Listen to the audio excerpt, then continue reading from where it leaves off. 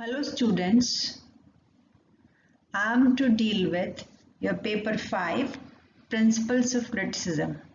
Before moving further to talk about the contents of the syllabus, let's try to understand the very word criticism with reference to literature. Students, when we talk about criticism, the very word criticize comes into our mind, but don't mix both these words because criticism doesn't mean to criticize in the sense of disapproving something or finding fault with something. Actually, criticism means to analyze, to evaluate, or to assess something, means to discuss the positive as well as negative aspects of a particular thing. Criticism as a logical and analytical approach plays an important place in our responses whenever we come across any creative production. For example, have you ever noticed whenever we watch a movie or whenever we read a new book or whenever we hear and listen a new song or we just watch a painting, we just give our reviewing comments. Generally, when we watch a film, we say that was a good movie, the songs were good, the star cast was good, the setting was good. In this way, there are varying ways to pass our analytical or evaluating comments for the creative production. So in this way, we can say that criticism means a deep and intensive and meticulous analysis of a creative product. So students, up to now it's quite clear that criticism is a process of analysis. So how this process takes place or what is the focus of this analysis? Number one, strictly the thing itself, and this term the thing is known or interpreted in literature as text. Means if we are going to analyze a movie, a book, a cricket match or a painting, that very particular thing is the text for us in terms of literature. Secondly, the time, the place, the society with which that text is associated, means the context of that text also matters while analyzing. And thirdly, personal feelings of the one who analyzes, means if a reader is reading a book, the reader's point of view, the reader's personal feelings matter a lot. As I have just given an example that how the reactions or the responses of a little girl are different from an adult and old man after watching a movie. So these three things, the text itself means the thing itself, the context and plus the personal responses of the readers or the audience, that matter a lot. After knowing about the term criticism, the another question peeps into, that is how this criticism is used in literature or what literary criticism is. Let's see.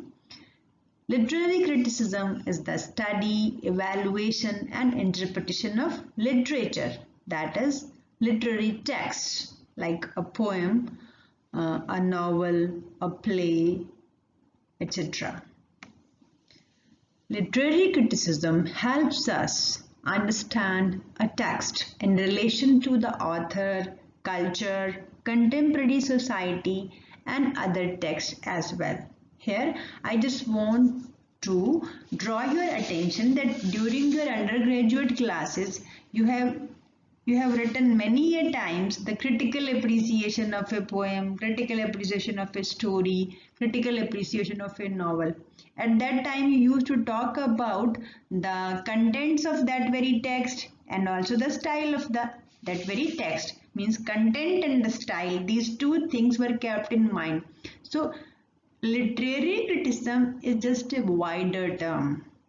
Here you are not going to talk about only the content or the language. You have also to explore that text, that poem, in terms of the contemporary society also. Means how the society has influenced that text and how that text is influencing the society. Actually, literary criticism attempts to approach a text from different perspectives. That is to say that if we are talking about the social context about a text, so social context can be economic, can be religious, can be political, can be feminist. So there are hundreds of perspectives to approach a text.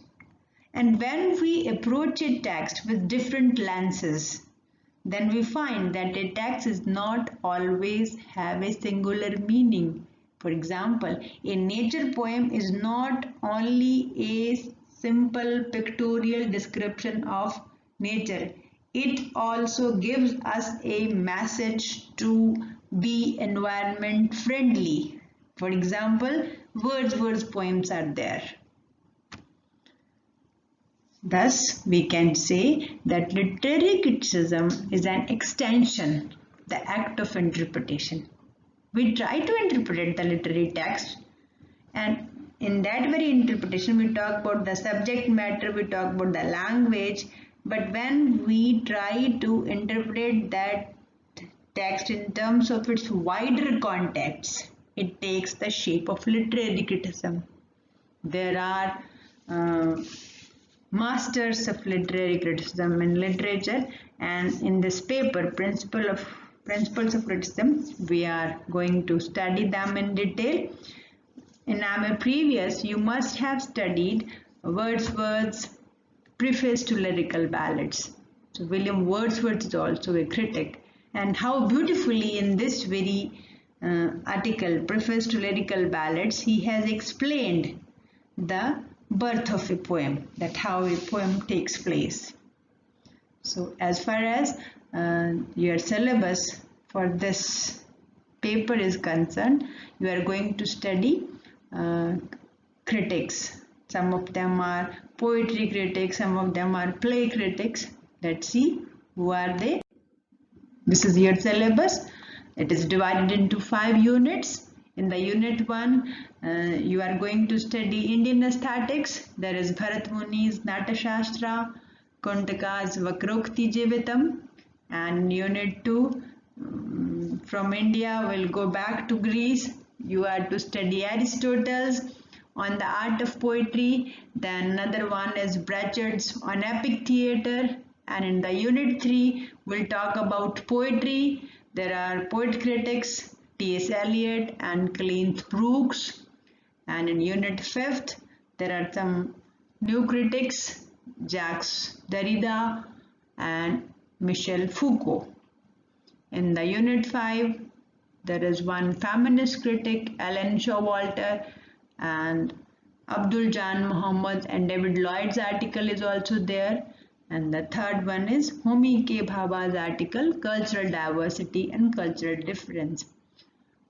All these critics help us to approach a text from different angles. So let's try to explore more this realm of literary criticism. So in my further videos, I will be discussing in detail each one of these texts.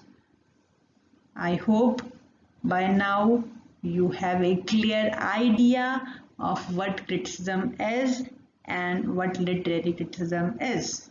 Thank you.